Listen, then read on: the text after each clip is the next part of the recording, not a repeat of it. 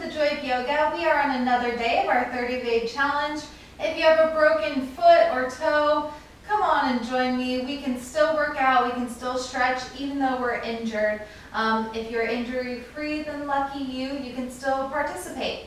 So today we are going to be working on inversions and how to balance in our inversion. So that way we can come back tomorrow and start to add in some exercises in our inversions to make us stronger for when we want to go into a full handstand or even a dolphin arm balance.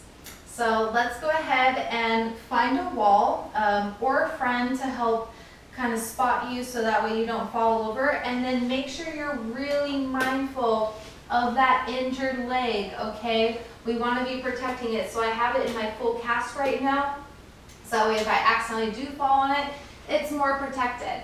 So I'm actually going to fold up my yoga mat I'm going to fold it in half, and then again once more, so I have a little bit of extra cushion while I'm working.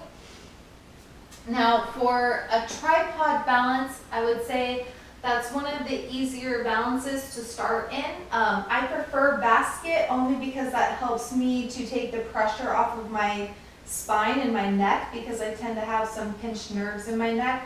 But we're going to work on the tripod just so you can get used to being really supported with your arms while staying vertical.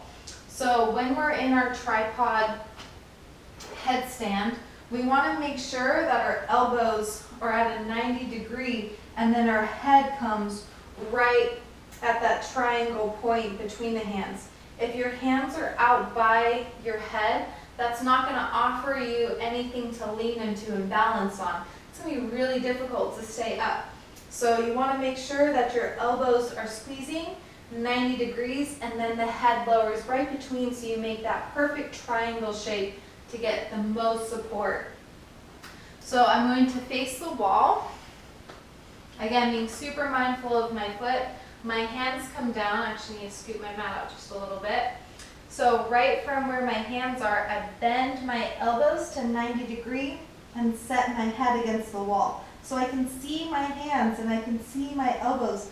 They're bent. You really need to make sure that you're squeezing your elbows in towards your sides and clawing the ground with your fingertips. So just kind of like the spot where my forehead meets my hairline is the area that I want my head resting. So it's not necessarily directly on top of my head, but more towards the front of my head.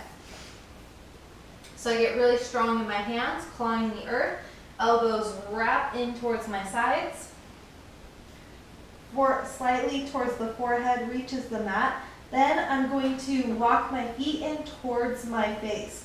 Then I'm going to set one knee on top of my elbow, press into that knee to lift my other knee up. So then you can just hang out here, no big deal. Just play with this. But if you're ready to float up, start by taking your feet to the wall. And then hang out here. And then if you're ready, fully extend those legs up. And then just play with this. You want to squeeze your body, extend through your feet. Thighs are squeezing together. And just get used to being in this alignment here. Take a deep breath. Exhale. Bring your feet to the wall. Then knees to your elbows. And then step your healthy foot down to come out. So my face is probably beet red right now, but all the blood is going to come rushing down. So you want to get used to getting upside down, and you don't want to stay upside down for a super long time if you're not used to it or if you're not ready for it. Once you get comfortable practicing against the wall, you can even scoot the mat out just a tiny bit and then practice, so that way you have some space. So if you were to fall back, there is still something there to catch you. Or again, grab a friend and say, hey, stop my feet from going overhead. Just to get used to balancing there, slowly but surely, working your way to being able to do this in the middle of the floor. So practicing the tripod headstand actually really hurts my neck because again, it's compressing the nerves. So now we're going to go over a basket headstand. So same concept with your elbows. being at 90 degree in that beautiful triangle shape, because when you're in a triangle, you're nice and strong and stable. Again, if they're two together, it's not going to offer a lot of balance, or if they're out here, that offers zero balance. So I'm going to clasp my fingers and then actually take my pinkies into sort of a triangle position so I can kind of push on those, and then one's not pressing into the other. And then again, same thing, just along the hairline, I'm going to rest my head, and then elbows come at that beautiful triangle shape. So let's go ahead and try our basket headstand. Again, so when I'm here, how it takes the pressure off my head is I actually push into my forearms and into my elbows, so it allows my head to kind of float out of my hands so my neck is free, and then that will actually eventually work to becoming a forearm stand. So let's go ahead and face the wall. If you feel comfortable balancing, you can always again pull the mat about a half a foot away from the wall. Take your basket pose, pinkies out. I'm actually going to remove my bracelet so it doesn't push into my forearm.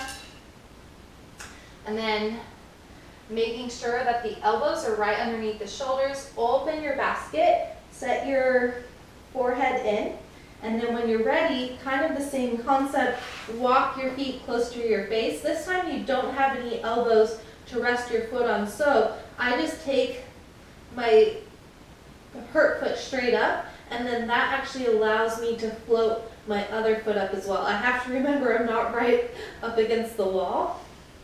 And then shoulders are down the back, woo, falling forward, catch with the good foot. Here we go, pressing back up.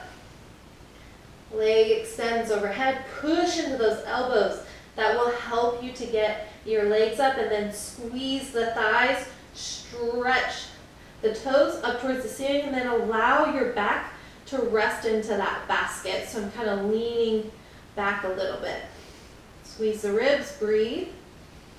Try and relax.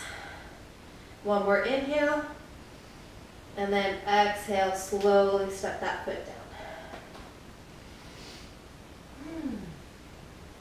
Moving nice and slow, don't just spring up and jump around. All the blood is rushing back down, so give yourself time. Take your breaths. If your face is beet red, that's how it goes, especially if you kind of stopped breathing. You always want to make sure you're breathing into your chest. And practice this as much as you want to. Grab a friend, help each other stay balanced, and then take it a little bit at a time. Don't stay up for 5 or 20 minutes your first time through. Start with 10 seconds, then 30, and kind of hover around there for a few weeks, and then eventually tack on 10 to 15 seconds every week or so. And then again, if you have any questions or comments, please feel free to drop them below. I love hearing from you guys. Like and subscribe, you know what to do. Thank you so much for following along, and namaste.